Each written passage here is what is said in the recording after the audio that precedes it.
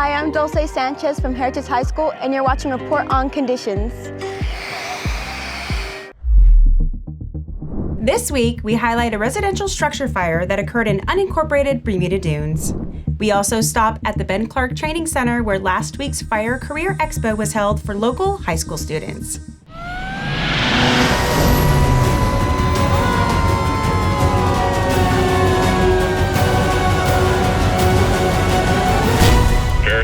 Engine 1 with report on conditions.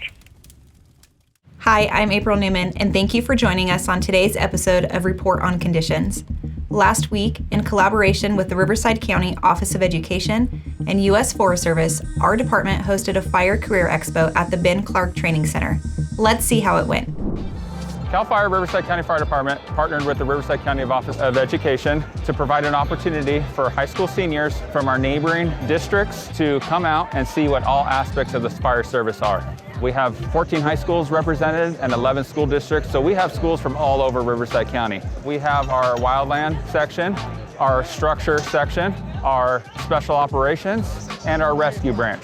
So this is all about trying to get kids interested in the fire service. So trying to get some tools in their hands and let them realize that they can do this job themselves. We're letting them see what all aspects of all our wildland gear is and equipment that may show up to an incident, and everything down to our structure fires. We're having our ladder trucks out, letting them put on turnouts, and let them see and feel what it's like to be a firefighter. We're trying to get those kids right out of high school and get them understanding that at 18 years old, they can have a job in the fire service. We've had great participation.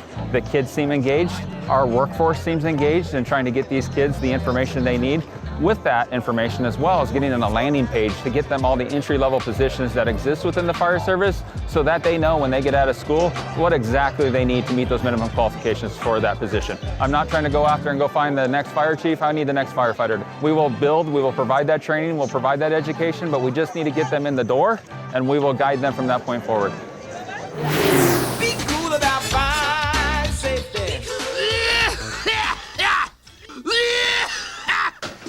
Who are you? See more smoke. Smoke detector. The more smoke I see, the more noise I make. And I see more smoke coming from that toaster. Oh my God. Thanks for warning us, Seymour. That's my job. I hate smoke. It's disgusting. It gives me a headache, so whenever I see it or smell it, I make this noise to warn you. 'Cause where there's smoke, there may be fire. Good tip, Seymour. How many smoke detectors do you have in your home? Count them. Is there one outside your bedroom? There should be. Tell your parents. Be cool about fire safety. It was another busy week for CAL FIRE Riverside County Fire Department. From February 26th to March 3rd, our firefighters responded to 3,613 calls for service, including 2,758 medical emergencies and 71 fire-related calls. Let's take a look at two incidents that occurred during that time frame. On Tuesday, February 27th, firefighters were called to a report of a fire at the intersection of Margarita Road and Rancho California Road in Temecula.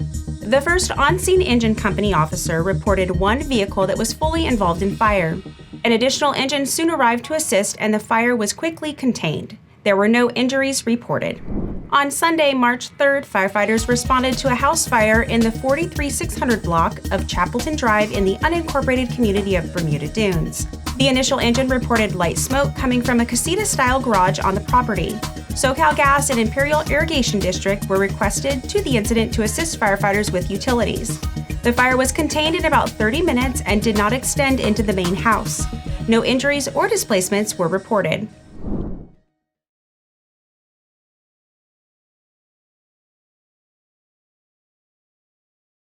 The majority of simulation education is done with mannequins, and those can simulate human tissue, and it can simulate situations that people may be put in with patients.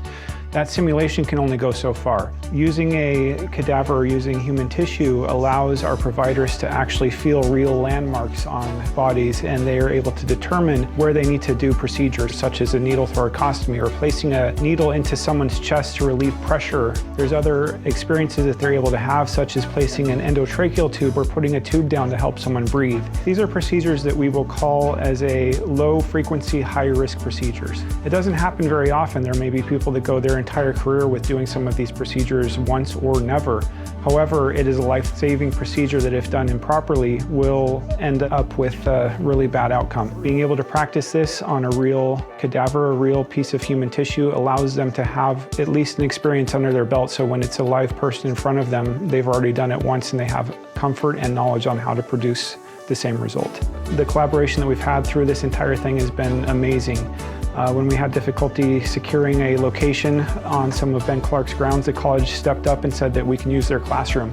Their paramedic students were able to do these same procedures that we're teaching to our paramedics, and now they can come out of paramedic school saying that they have actually done these procedures on real human tissue. That's an amazing experience for them to have, and an amazing accolade towards the college and CAL FIRE Riverside County Fire. That's all for this week's Report on Conditions. Follow your firefighters in action on our social media at CAL FIRE RRU and stay up to date on incidents happening countywide. If you caught any great footage of our firefighters at work or out in the community, send them to us at rrupio@fire.ca.gov. On behalf of your Public Affairs and Community Education Bureau, I'm Tawny Castro. Thanks for watching.